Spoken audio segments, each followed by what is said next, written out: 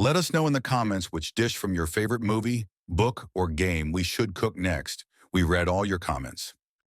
Please ensure your facehugger is ethically sourced from LV426 and thoroughly deacidified before cooking.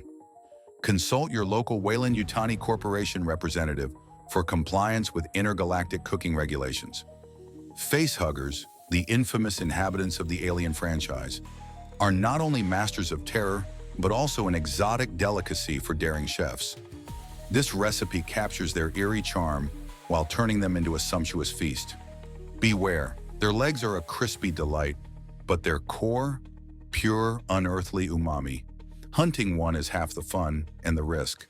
Once in the kitchen, though, the real challenge begins, ensuring it doesn't hug your face on the way to the frying pan. Let's dive into the preparation process. Step 1. Neutralizing the facehugger.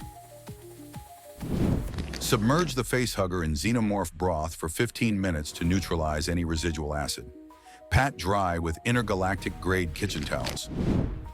Step 2. Preparing the legs.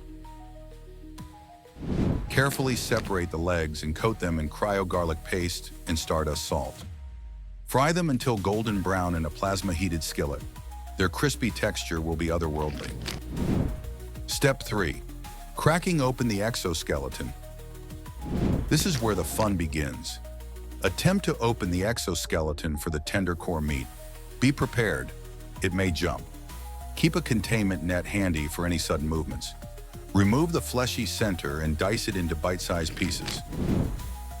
Step 4. Cooking the core. Sear the diced core meat in a plasma-heated skillet with nebula time for 2 minutes. Deglaze with acidic reduction glaze for a tangy, otherworldly flavor. Step 5. Plating with drama. Arrange the crispy legs in a starburst pattern around the core meat. Garnish with bioluminescent fungus caps and a drizzle of acidic reduction glaze. Congratulations, brave chef! You've turned a creature of nightmares into a dinner of dreams. Serve your roasted facehugger with acid-resistant breadsticks and a cold glass of cosmic ale. Caution, if it twitches on the plate, don't panic. That's just the umami kicking in. Bon appetit, or as they say in space, survive and savor.